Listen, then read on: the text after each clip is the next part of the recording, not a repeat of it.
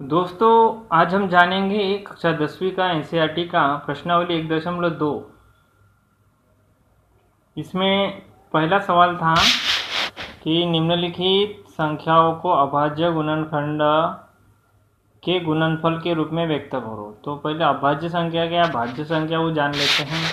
तो भाज्य संख्या फैक्टोरियल नंबर, तो वे संख्या जो स्वयं तथा एक के अतिरिक्त अन्य संख्या से विभाजित होती है उसे भाज्य संख्या कहते हैं। जैसे स्वयं तथा उसके अलावा, जैसे 4 है, सबसे पहली भाज्य संख्या 4 है, तो 4 में 2 का भाग देता है, 2 दूनी 4। फिर 3 में जाता है क्या, नहीं, 3 किसी के भाड़े में नहीं आता, 4 है ना। 5 किसी के भाड़े में नहीं आता, 6 2 तिया 6, 3 दूनी 6, 7 आता क्या, नहीं, 8। अब देखो 2 चौक 8 आता, 3 तिया 9, और फिर 9 के बाद 10, 5 दूनी 10, 2 पंचे 10, 11 जाता क्या, नहीं, फिर 12, 3 चौक 12। ठीक है, तो मतलब भाज्य संख्या ने जिसमें किसी भी संख्या का उसके अलावा दूसरे संख्या का भाग जाता है उसको भाज्य संख्या कहते हैं। अब अभाज्य संख्या, तो वे संख्याएं जो स्वयं तथा एक के विभाजित होती, स्वयं तथा एक से ही विभाजित होती, अन्य संख्या से विभाजित नहीं होती, उसको अभाज्य संख्या कहते हैं। जैसे 2 में किसी का भाग जाता है क्या, किसी का नहीं, 2 किसी के फाड़े में नहीं आता, 3 किसी के फाड़े में नहीं आता क्या, नहीं, 5 के में फाड़े में नहीं आता, 6 आता, 3 दूनी 6, 7 आता क्या, हाँ नहीं आता, 7 का, 8 आता क्या, हाँ 8 आना, 2 चौक 8, 4 दूनी 8, 9 आता क्या, आता 3 तिया 9, 10 आता क्या, 5 दूनी 10, 11 नहीं, 11 भी नहीं आता, 12 आता, 3 चौक 12, 13 भी नहीं आता, 14 2 साथी 14, 7 दूनी 14। ठीक है, 15 3 बची 15, 16 8 दूनी 16, 17 किसी में फाड़े नहीं आता, 18 आता, 9 दूनी 18, फिर 19, ऐसा अनंत तक। यानी कहने का तात्पर्य अभाज्य संख्या प्राइम नंबर वे संख्या जो स्वयं तथा एक से विभाजित होती है तथा अन्य संख्या से विभाजित नहीं होती। ठीक है, उसको अभाज्य संख्या कहते हैं। 2 3 और इसी में से इसी संख्या से अपने को भाग देना है अभाज्य गुणनखंड विधि से, यानी इन्हीं संख्याओं से गुणनखंड निकालना है। ठीक है, ये 4 का 6 का इसका भाग नहीं देना है, इसी का ही भाग देना है, कभी भी याद रखना। ठीक है, तो भाज्य संख्या क्या है, वे संख्या जो स्वयं तथा एक के अतिरिक्त अन्य संख्या से विभाजित होती है उसको भाज्य संख्या कहते हैं। ठीक है, 4 6 8 यानी किसी दूसरे के फाड़े में 8 है, 2 के फाड़े में 4, 3 के फाड़े में 6, 4 के फाड़े में या 2 के फाड़े में 8। ठीक है, 3 के फाड़े में 9, 5 के फाड़े में 10। ठीक है, इनके फाड़े में इनका नहीं है। ठीक है, तो पहला सवाल है,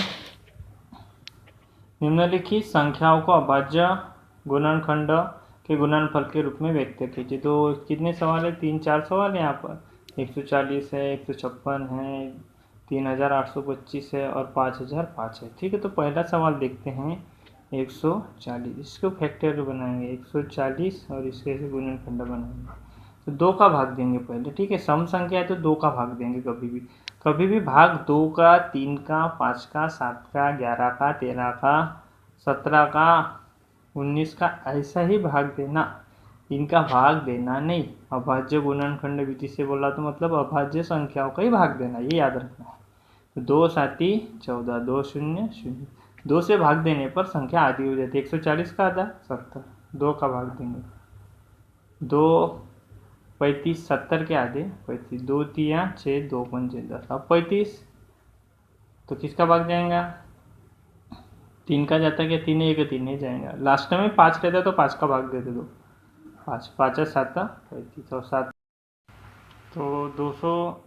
ठीक है, 140 में पहले 2 का भाग देंगे तो 70 है, 2 का भाग देंगे 35, 5 का भाग देंगे तो 5 7 तो 35, 7 1 का 7, तो इसका अभाज्य गुणनखंड होगा 140, बराबर लिखेंगे 2 कितने बार है तो 2 की घात 2, 5 एक बार है तो 5 की घात 1, 7 एक बार है तो 7 की घात 1। तो ठीक है, तो इसके हो गए अभाज्य गुणनखंड विधि से। ठीक है, ओके।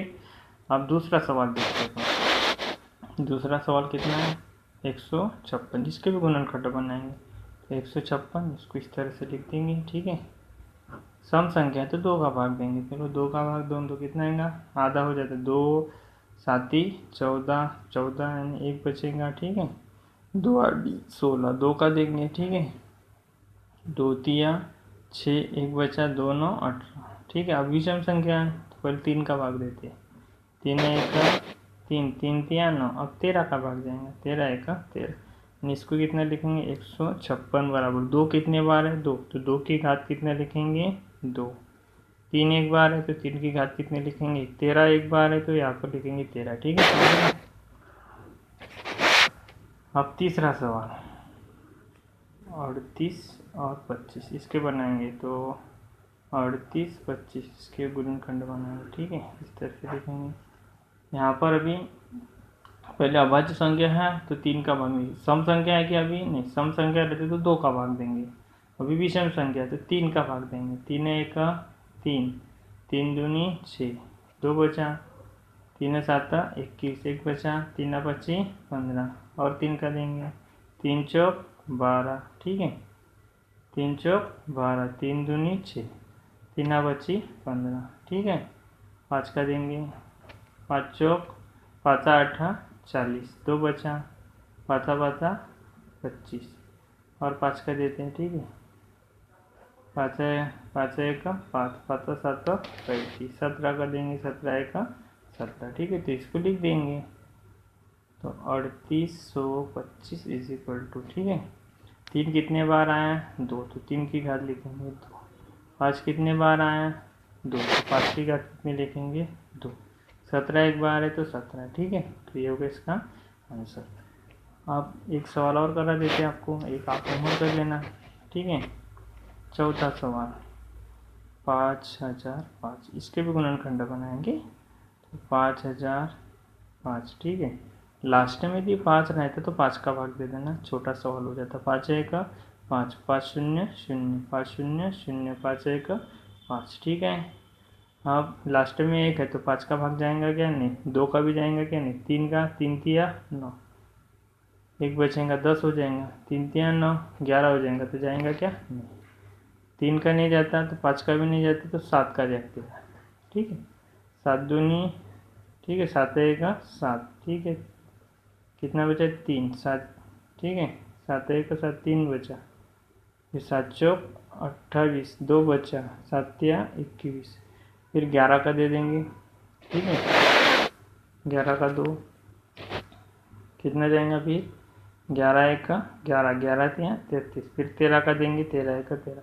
11 का भाग कब जाता, 7 का भाग कब जाता, 5 का भाग कब जाता, 13 का भाग कब जाता, उसके नियम में एक यदि आपको समझ में नहीं आएगा तो मुझे आप कमेंट करके लिख देना कि ये वाला वीडियो बनाओ कि भाग कैसे दिया जाता है, 7 का भाग कैसे दिया देने की पहचान क्या, 11 का भाग देने की पहचान। जैसे 11 के भाग देखो, पहला विषम विषम संख्या को लेंगे, जैसे 1 और विषम स्थान, जैसे 1 और ये तीसरे स्थान पर 1 और 3 कितना होगा 4, 4 में से 4 गया 0 तो भाग जाएंगे, या फिर इनका जो बचेगा उसमें वह 11 के फाड़े में आना चाहिए। ठीक है, या तो उनका जैसे विषम और सम पदों का योगफल 0 आना चाहिए, या फिर सम और विषम पदों का जो योगफल है या फिर घटाना वाला सिस्टम है जो भी आएगा उसमें वो 11 के फाड़े में आना चाहिए। ठीक है, तो वो रूल होता है। ठीक है, समझा देंगे वीडियो में। तो 5005 के ये हो गए, कितने लेंगे 5005 के, तो कितना आएंगे इसके गुणनखंड 5 गुना 7 गुना 11 गुना 13। ठीक है, आने वाले अगले वीडियो में हम जानेंगे इसका दूसरा सवाल क्या। ठीक।